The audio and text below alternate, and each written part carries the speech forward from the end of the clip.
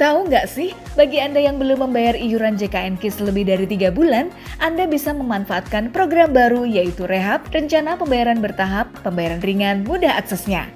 Begitu lunas, status kepesertaan JKN KIS langsung aktif. Daftar pada menu Rehab di aplikasi mobile JKN atau BPJS Kesehatan Care Center 165. Yuk segera ikutan program Rehab agar tunggakan iuran Anda segera lunas dan Anda bisa kembali terlindungi program JKN KIS. Assalamualaikum warahmatullahi wabarakatuh. Innal hamdalillah hamdan katsiran kama amar wa asyhadu an la ilaha illallah wahdahu la syarikalah wa asyhadu anna Muhammadan abduhu wa rasuluh. Allahumma shalli wa sallim wa barik ala nabiyyina Muhammadin wa ala alihi wa ashabi ajma'in wa ba'du.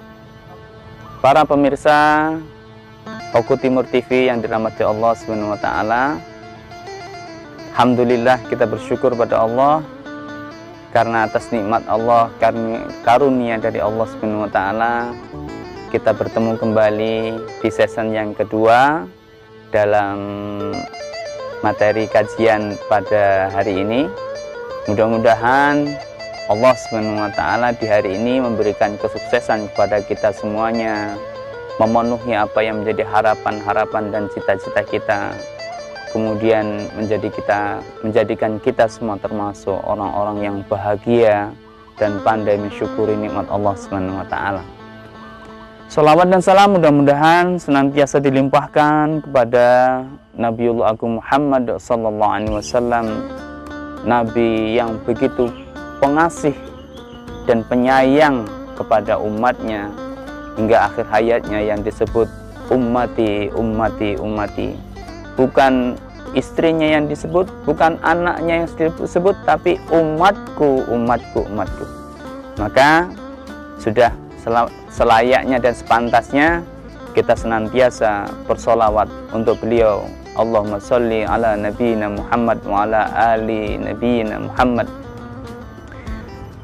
Para pemirsa radio Oku Timur TV yang dirahmati Allah Subhanahu wa taala, kali ini akan kita lanjutkan pembahasan kita yang sudah berlalu. Kali ini masih melanjutkan hakikat manusia sebagai makhluk Allah Subhanahu wa taala. Di pertemuan yang lalu kita sudah bahas bahwa hakikat manusia sebagai makhluk itu yang pertama adalah ala fitrah, diciptakan oleh Allah memiliki fitrah, watak dasar. Nah, yang kedua, saudaraku yang dirahmati Allah, manusia sebagai makhluk itu diciptakan oleh Allah dhaifun, dalam kondisi lemah ya. Jadi hakikat manusia itu lemah, tidak punya daya, tidak ada kekuatan, tidak ada kemampuan kecuali atas kehendak dan izin Allah Subhanahu wa taala. Maka kita diajarkan dalam agama kita satu pernyataan yang luar biasa, la haula wala quwwata illa billahil aliyil azim. Tidak ada daya, tidak ada kekuatan kecuali hanya milik Allah Subhanahu wa taala. Maka hakikatnya, saudara yang dirahmati Allah, tangan kita bisa bergerak ini atas kehendak Allah Subhanahu wa taala. Kita bisa berjalan atas kehendak Allah Subhanahu wa taala. Kita bisa melangkahkan kaki, mengedipkan mata atas kehendak Allah Subhanahu wa taala. Artinya kekuatan itu yang memberikan Allah Subhanahu wa taala. Bahkan kita bisa makan pun adalah atas kehendak, kodrat dan iradatnya Allah Subhanahu wa taala. Maka dengan kesadaran bahwa kita ini makhluk ciptaan Allah Subhanahu wa taala yang punya watak dasar bahwa kita ini dhaif ya, punya hakikat dasar kita ini lemah, kesadaran itu akan membangun satu kekuatan jiwa, pengakuan bahwa yang maha kuat adalah Allah Subhanahu wa taala, yang maha kaya Allah Subhanahu wa taala, yang maha segala-galanya Allah Subhanahu wa taala. Sehingga kemudian muncul satu keikhlasan, satu motivasi untuk mengabdi dengan sesungguh-sungguhnya kepada Yang Maha. Allah Subhanahu wa taala berfirman dalam surat 4 ayat 28, A'udzubillahi minasyaitonirrajim. Bismillahirrahmanirrahim. Yuridullahu an yukhaffifa 'ankum wa khuliqal insanu dha'ifa. Allah sendiri sebagai Khalik, pencipta kita, menyatakan dalam surat 4 ayat 28 ini bahwa wa khuliqal insanu dha'ifa. Manusia ini dicipta oleh Allah dalam kondisi dhaif, kondisi lemahnya. Saudaraku yang dirahmati Allah, makna dhaif ini adalah makna lemah yang dimaksud lemah dari semua sisi. Akal kita lemah, tubuh kita lemah, semuanya lemah, semua mempunyai keterbatasan, dan semuanya terjadi hanya atas kehendak dari Allah Subhanahu wa taala. Maka saudaraku yang dirahmati Allah, misalnya ada orang yang merasa kuat, dulu dicatat dalam sejarah ya, namanya Fir'aun, merasa dirinya paling hebat, paling gagah. Sampai-sampai saking hebatnya Fir'aun ini, dia mengaku dirinya sebagai Tuhan. Disabdakan, difirmankan oleh Allah, dicatat kalimat Fir'aun ini, Ana Rabbukumul A'la, katanya. Aku ini Tuhanmu yang paling tinggi, ngomong pada masyarakatnya. Kenapa Fir'aun mengaku dirinya sebagai Tuhan? Nah, ini perlu kita sedikit mengulas sejarahnya. Fir'aun ini, pemirsa Oku Timur TV yang dirahmati Allah, seorang raja diraja yang nggak pernah sakit, dan konon nggak mempan semua bentuk senjata tajam, dan konon memiliki kekuasaan yang luar biasa. Maka ketika didakwahi sama Nabi Musa alaihissalam, ketika diingatkan bahwa ada Tuhan yang maha di atas segala-galanya, bukan dirinya yang Tuhan, apa katanya? Kalau memang Tuhanmu berkuasa, apa yang bisa dilakukan? Ini disebutkan dalam Al-Quran itu, Nabi Musa mengatakan Allah itu yang menghidupkan dan mematikan. Apa jawab Fir'aun? Ana uhyi wa umit. Kalau cuma itu aku bisa juga menghidupkan dan mematikan. Nah, ini panggil dua prajurit. Begitu sudah sampai di hadapannya, satu disuruh maju, penggal lehernya. Nah, ini aku buat mati, yang satu hidup, pergi kamu sana. Ini Masya Allah, saking arogannya Fir'aun.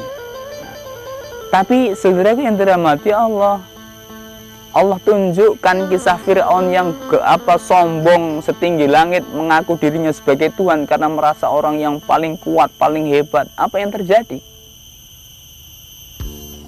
Hanya air saja dia sudah tidak bisa mengalahkan. Ketika mengejar Nabi Musa, dengan izin Allah tongkat Nabi Musa membelah Laut Merah. Nabi Musa beserta umatnya melewati Laut Merah. Fir'aun mengejar dari belakang. Laut Merah disatukan kembali oleh Allah, tenggelam di dalam Laut Merah. Dan Fir'aun beserta bala tentaranya mati tenggelam. Maka saudara yang dirahmati Allah, hari ini jika ada orang yang merasa paling hebat, merasa dirinya paling kuat, nggak butuh dengan Allah, telat. Dulu sudah ada Fir'aun yang merasa hebat begitu, dan Allah tunjukkan tuh mati. Kemudian ada juga orang yang merasa hebat, merasa kuat, namanya Namrud. Raja Namrud ini hidup di masa Nabi Ibrahim alaihissalam.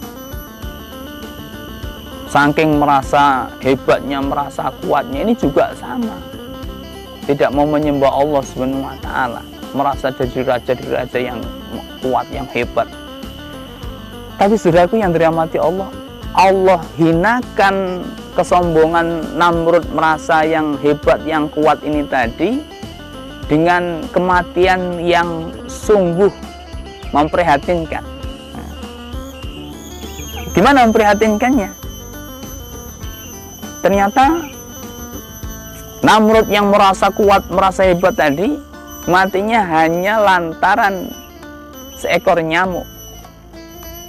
Konon nyamuknya pincang pula. Nyamuknya pincang ini maksudnya sayapnya agak rusak sebelah atau gimana, apa kakinya. Jadi terbangnya nganar-nganar masuk ke telinga. Muter-muter di dalam telinganya Namrud. Sampai Namrud ini kebingungan, kesakitan. Akhirnya benturkan kepalanya ke dinding dan pecah mati. Masya Allah. Saudaraku yang dirahmati Allah, munculnya keyakinan yang tertanam dalam jiwa kita bahwa kita ini adalah makhluk yang diciptakan oleh Allah, mempunyai keterbatasan-keterbatasan, mempunyai kelemahan-kelemahan. Ini akan memunculkan satu kekuatan, memunculkan satu motivasi. Kita akan meminta kepada yang maha kuat.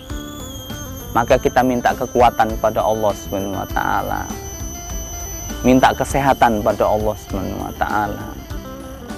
Minta segala-galanya kepada Allah Subhanahu wa taala, zat yang maha di atas segala-galanya.